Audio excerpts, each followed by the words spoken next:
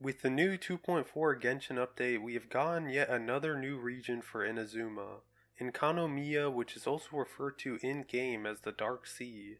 Before I begin talking about Enkanomiya and the death of Orobashi, I will be mentioning major spoilers from the questline in-game, so I'd recommend completing the quest at least before watching.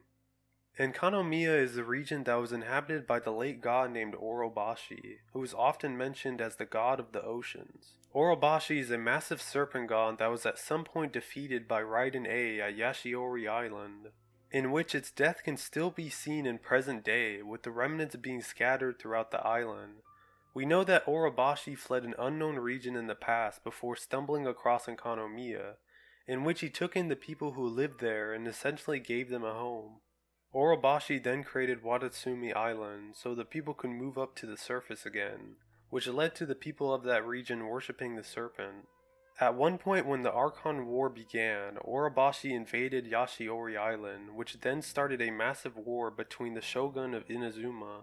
But this seemed very strange as there was peace across Inazuma and that Orobashi had no reason to invade Yashiori Island.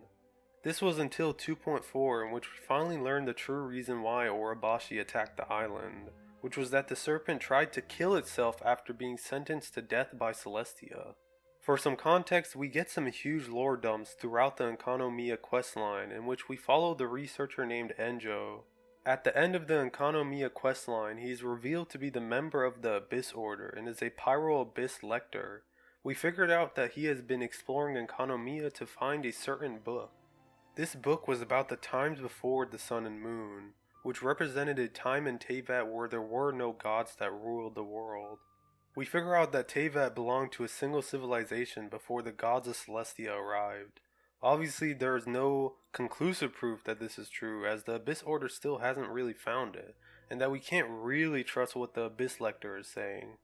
But if it is true, then that means Celestia must have arrived at some point to Teyvat and are likely from beyond this world, which means that there is also the possibility that they are related to the traveler who is also from an unknown region. What makes Enjo sound a lot more mysterious is him mentioning one of the largest reveals that I think that's been shown so far in the story, which was that at some point the great serpent god known as Orobashi was sentenced to death from Celestia for accidentally reading the book, which in my opinion further proves that Celestia will likely be the antagonist in the story of Genshin. If the nation of Teyvat wasn't ruled by any gods in the faraway past and were instead a single civilization, there must have been some sort of national peace in the region as they were essentially united, but this was until Celestia had arrived from an unknown world, in which they had disrupted the peaceful region and had instigated the Archon War to gather the Archons to what we know today that rule the 7 regions of Teyvat, with the exception of Conria. Obviously, if this was written into a book that described the history of Celestia disrupting a peaceful world, it makes all the more sense to why Celestia had sentenced Orobashi to death for reading the book. But that's just about how I theorize about what happened in the past before the gods arrived.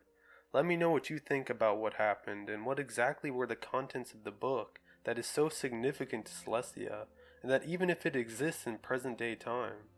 Anyways, I hope you guys enjoyed this video and I will catch y'all in a bit.